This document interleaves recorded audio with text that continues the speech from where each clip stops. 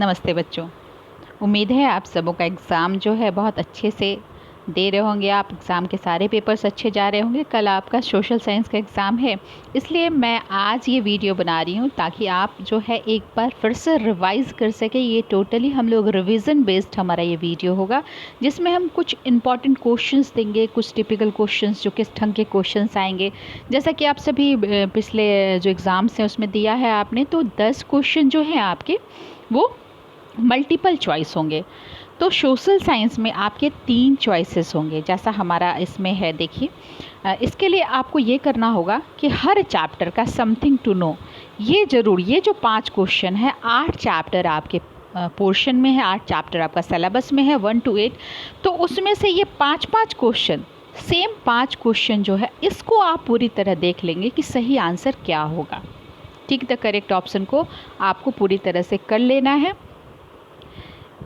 तो 10 क्वेश्चन होंगे tick the correct option, multiple choice question, जिसमें 3 ऑप्शंस होंगे और उस ऑप्शन में से कोई एक सही होगा।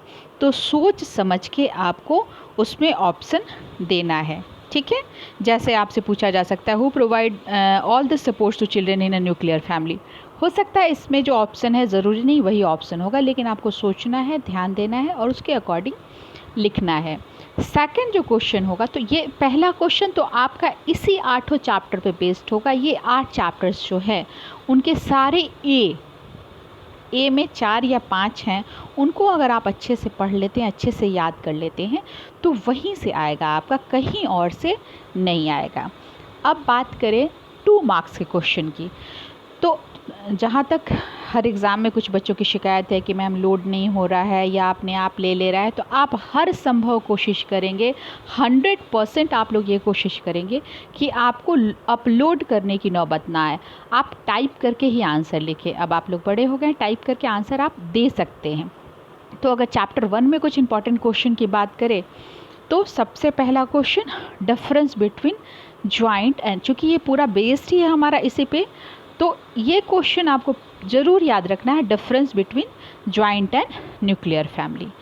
ज्वाइंट फैमिली क्या है, तो आप उसके लिए टाइप करेंगे। जैसे ज्वाइंट फैमिली अगर पूछता है, तो ज्वाइंट फैमिली किसे कहते हैं, आप ये बताएंगे कि joint family consist of a married couple and their married children living together, uncle aunt grandparent live with them, ठीक है। ये भी लिख सकते हैं कि they share a common kitchen and hold a common property. उसके बाद आप नीचे के लाइन में लिखेंगे न्यूक्लियर फैमिली के बारे में। Nuclear family consist of a married couple and their unmarried children, uncle aunt do not live with them, they do not hold a common property and share a common kitchen, ऐसा करके लिख सकते हैं। तो ये क्वेश्चन बहुत ज़्यादा important है, इसको हमने बार बार बताया है, इसको आप लोग खूब अच्छे से याद कर लेंगे, ठीक है। इसके बाद यहाँ पे ये भी देख लेते हैं हम लोग, चेंजिंग फैमिली फाइबर, ये भी एक टॉपिक है। न्यूक्लियर और जॉइंट फैमिली के अलावा सेकंड टॉपिक इसमें चेंजिंग फैमिली फाइबर सिस्टम। तो चेंजिंग फैमिली फाइबर सिस्टम क्यों चेंज हो रहा है, हमारा फैमिली फाइबर सिस्टम क्यों चेंज हो रहा है।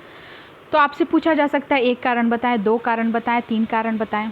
तो यहाँ पे 2-3 कारण दिए हुए हैं। पूरा सेंटेंस में जब जो 2 नंबर का क्वेश्चन होगा, उसके लिए पूरे से अगर आपसे पूछा जाएगा name any 2 causes of changing family fibre system in India, तो आपको पूरे सेंटेंस में लिखने की ज़रूरत नहीं है। आप एक नंबर 1 और नंबर 2 करके लिख देंगे। Number 1 better job, number 2 educational qualification, अगर 3 पूछेगा तो क्लाइमेट भी दे देंगे। या जो भी क्वेश्चंस होंगे, आप कोशिश करेंगे कि आप शॉर्टकट लिखें, लेकिन टाइप करें, ठीक है। आप अपलोड करने की कोशिश बहुत कम से कम करेंगे, मतलब मैं तो ये कहूँगी कि आप नहीं ही करेंगे, टाइप करके ही आंसर दें, वो सबसे बेहतर है, ठीक है।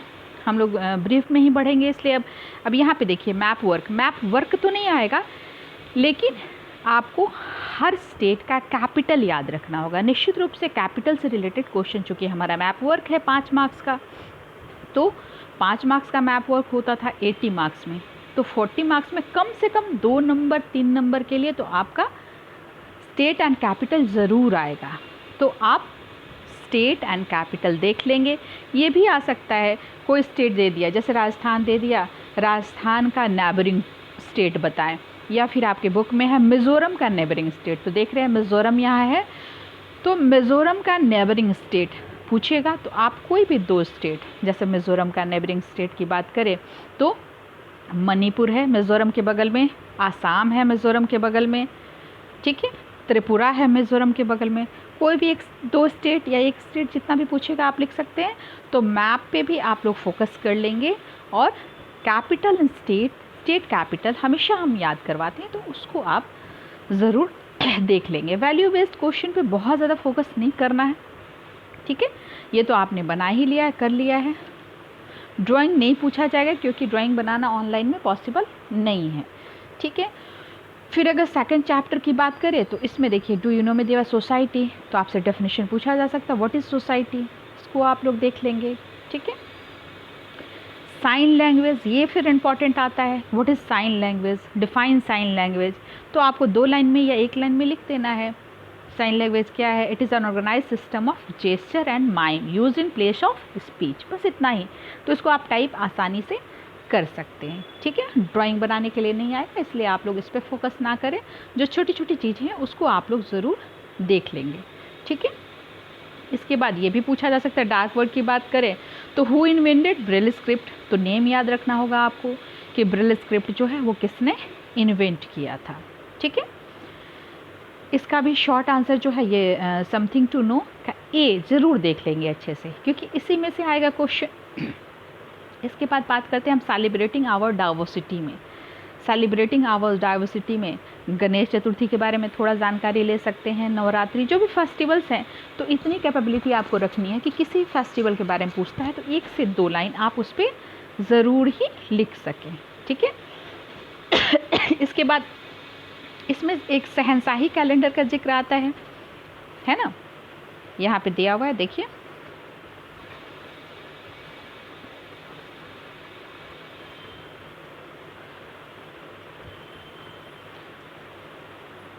Navroz. The house captain narrated Jamshad-e Navroz is a Parsi New Year. It is celebrated on the first day of the first month of शहंशाही कैलेंडर। नवरोज किस कैलेंडर के अकॉर्डिंग मनाया जाता है, तो आप बता सकते हैं कि शहंशाही कैलेंडर के, ठीक है। ओनम मलयालम कैलेंडर के अकॉर्डिंग मनाया जा सकता है। तो छोटी छोटी बातें जो इंटरनल है उसको भी पूरा आपको अच्छे से पढ़ के और उसके अकॉर्डिंग आपको करना है, ठीक है।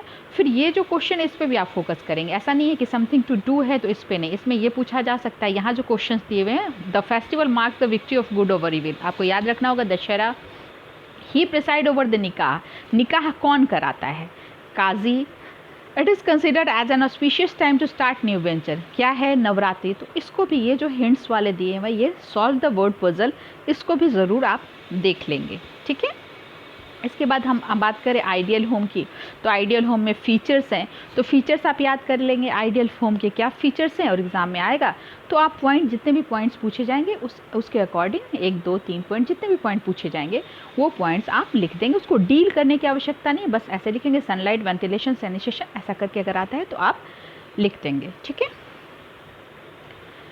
इसका भी समथिंग टू नो जो है जिसमें 5 क्वेश्चन हैं उसको खूब अच्छे से देख लेंगे, ठीक है।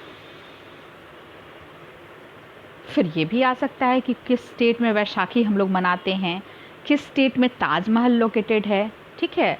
अ स्टेट क्लोज टू सी, एक ऐसा स्टेट बताएं जो सी के, है ना, सी कोस्टल एरिया हो, तो यहाँ पे गोवा हो सकता है। 2 भी, 1 के बजाय 2 भी, अगर 2 मार्क्स के लिए क्वेश्चन हो तो 2 भी, आपको यहाँ 1 है लेकिन हो सकता है 2 भी पूछा जा सके, ठीक है। कि आप 2 ऐसे स्टेट बताएं जो close to, write the name of 2 state which are close to the sea, sea मतलब समुद्र के किनारे, तो गोवा है, केरला है, तमिलनाडु है, वेस्ट बंगाल है, ये सारे स्टेट्स सी के किनारे हैं, ओशंस के किनारे, मतलब समुद्र के किनारे हैं, ठीक है।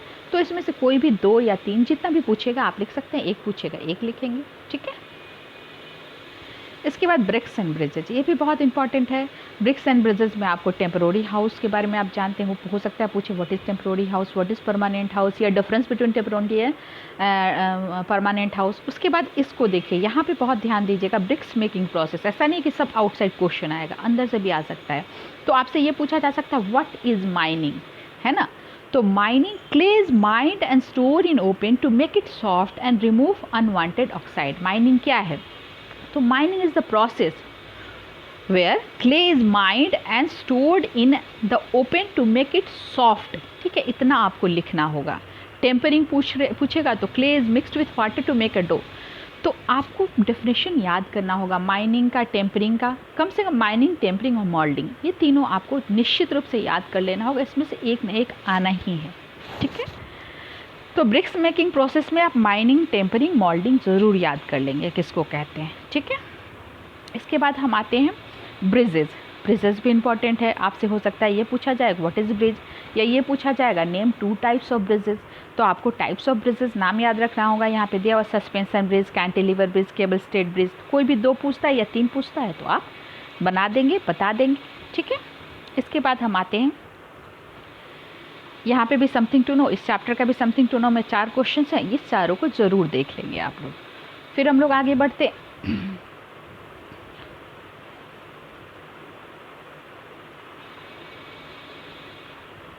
Waste management.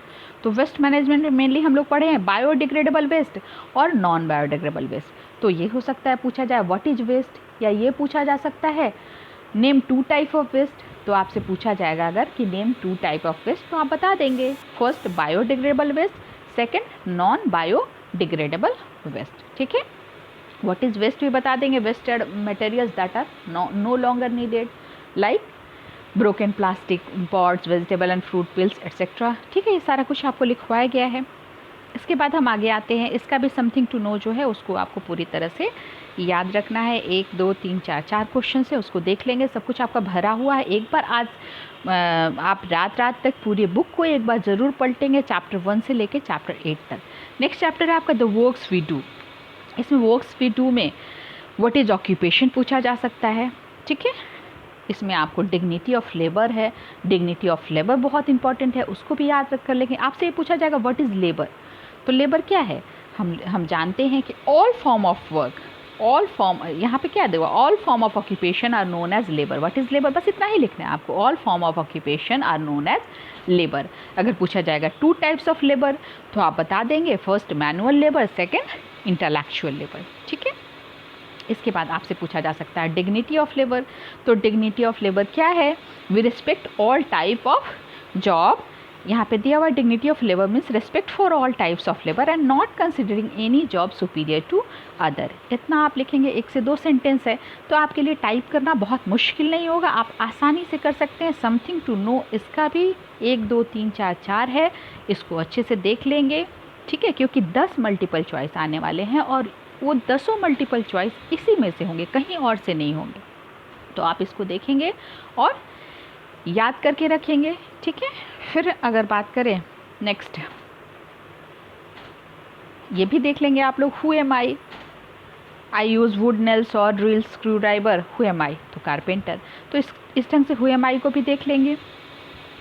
आगे बढ़ते हैं हम अपने लास्ट चैप्टर लीजर टाइम में। तो सबसे पहले इसका क्वेश्चन ये हो सकता है what is leisure time.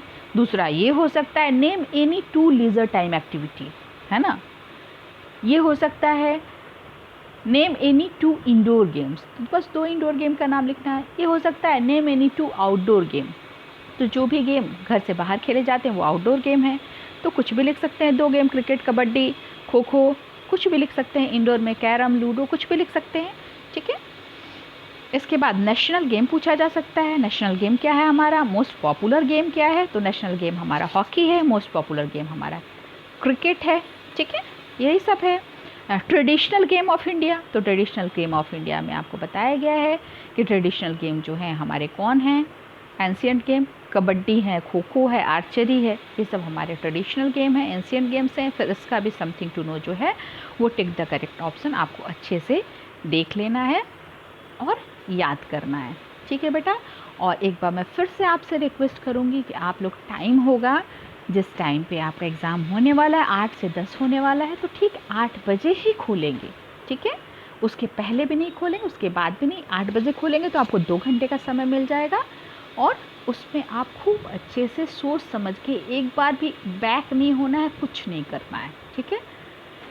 Notification वगैरह बंद कर देंगे आप, ताकि किसी भी तरह से बैक होने की ज़रूरत नहीं पड़े और आराम से सारा आंसर लिखना है और आंसर लिख के एक बार चेक कर लेना है और चेक करने के बाद सबमिट बटन को दबाना है। एक बार सबमिट कर दिया काफ़ी है, दोबारा फिर से क्वेश्चन को नहीं खोलना है, ओके। ठीक है बेटा, ओके, ऑल द बेस्ट, अच्छे से एग्ज़ाम दीजिए, बाय बेटा।